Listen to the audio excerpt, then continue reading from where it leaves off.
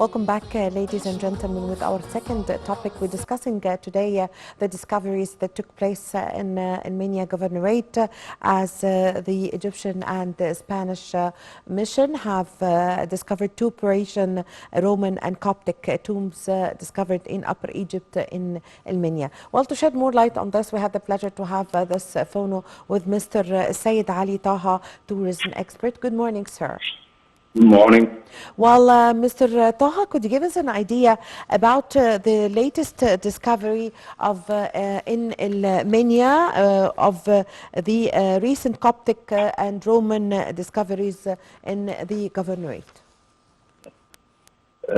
Actually, there are a lot of missions of excavation going on in Egypt. And that one in Minya, especially in Bahnasa, it's a joint team, Egyptian and Spanish. There a long time ago, by the way, and they discovered a lot of discoveries there, especially in Bahnasa, and they're still on. It is a very promising area, and we're expecting more of these discoveries. The recent discovery, they found 22 tombs. The tombs from different periods of the history, talking about the late Egyptian, ancient Egyptian time, what we call the Said time, especially during the 26th dynasty. And also we have some tombs dated back to the Great Roman time, and also some of them dated back to the Persian occupation, what we call it the 31st dynasty. And also we have some Coptic tombs being found there. These tombs in general being found in damage, a lot of damage, and it seems like being stolen and robbed in ancient time itself. I mean, not from the Middle Ages ever, but from the ancient time itself, these tombs had been robbed from the local people at that time, and some of them being reused. I mean, he used the tomb for a new burial in the area. Actually, this mission is from the National Museum of Barcelona in Spain, and the Egyptian team from the the Minya Department of Antiquities, and the discoveries under care of one of the famous professors in Spain, especially a professor called Mighty. That lady, she is so renowned in archaeology field, and not only in Minya, we have another different missions working in Egypt. In Alexandria, we have a Spanish working there. Also, she is a professor called Martinez. And also, they discovered tombs in the Valley of the Nobles in Luxor by another Spanish. Of course, this is a joint team, Spanish-Egyptian team working in Luxor as well. They have found two tombs, one of them being repaired for the visitors, and now they can be visited in the Valley of the Nobles. There are a lot of discoveries, especially that one was found in a place in Aswan, it's called Qubbat al-Hawa. Also, this is a Spanish mission working as well. In a place we call it the Silsila, or the ancient quarries of the sandstone, in between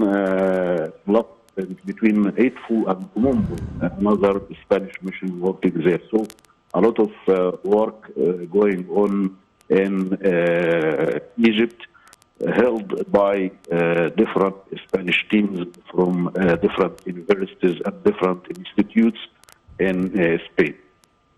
Yes. Mr. Taha, you've just mentioned that the discovery and the discovery archaeological mission discovered that the 22 tombs were not in a good state and needed some restoration. And actually, the mission also said that the directors of the mission from the Spanish side said that they have carried out restoration work in the sites. So could you give us an idea about this?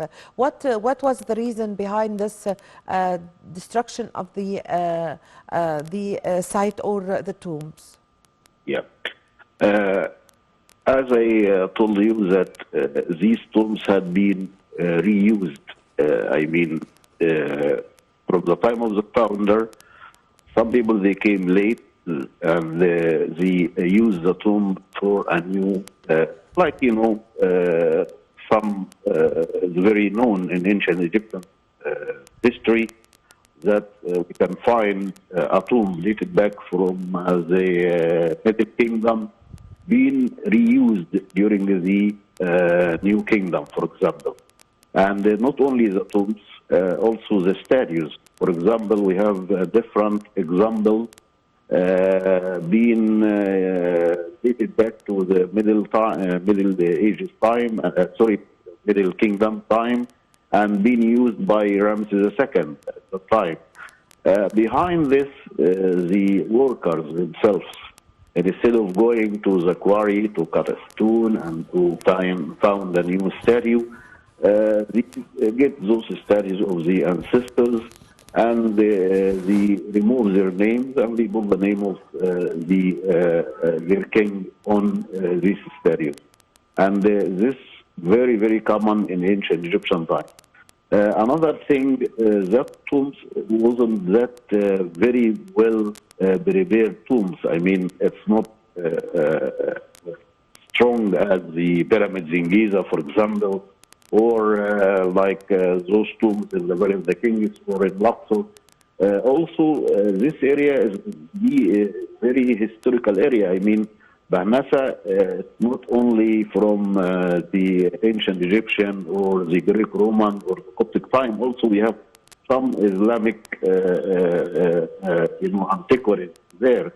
So the area been in use for a long time and a long history, and the sequence of generations, it changed the demography of the area. So you can find from the ancient Egyptian time, and then getting to the Greco-Roman time, then the Coptic time, and then Islamic time. So we have a lot of antiquities there. Also, as the material that being used in the making of these tombs, it's a bit fragile, so it wasn't stand for a long time. With the passing of time, then have been damaged because of the erosion and the passing of time. That's why it needs to be restored recently to keep it or to maintain it in a good condition. And this is very, very common in the different missions of the excavation. Always there is a team of restorers. I mean, those people who are specialized in restoration, joining this work, because when we find anything in the discovery, it needs to be restored immediately to maintain it and to create a kind of environment that looks like the original one. Because it's not only to discover the thing, it's to maintain it in a good condition. That's most important than discovery. And this needs a lot of experts and a lot of work. So we need to consider a lot the role of those people who are working in restoration. Yes. as we consider the discoverers or the archaeologists. Yes, so Mr.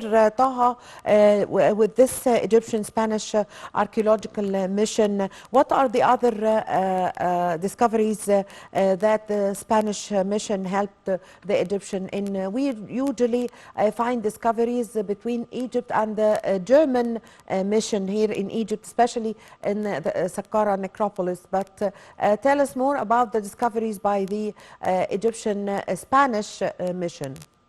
Yeah. We know that about that team working in a place we call it Buzir, nearby Alexandria, held for a long time ago, about more than 10 years ago. They've been searching for the tomb of Cleopatra. About a couple of months ago, they have found a long corridor underneath, like a kind of cave or a crypt. That one about a kilometer of length. And they have found a lot of coins from the Greco-Roman time, also some little figurines. Give us a kind of indication that it used to be a very important place during the Greco-Roman time. We are not sure yet from these discoveries that will lead us to one of the tombs in ancient time, I mean Greco-Roman time or not.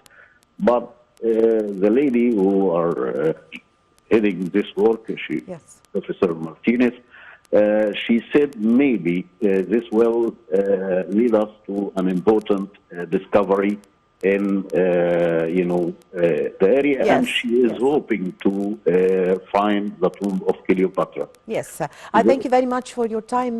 Thank you for your valuable information, Mr. Said Ali Taha, the tourism expert. Thank you very much for joining us over the phone. And with this, my dear viewers, we come to the end of this episode of our program, The Breakfast Show. I was in the company of my colleague Shireen Adel. My name is Amal Mukhtar. Thank you for watching.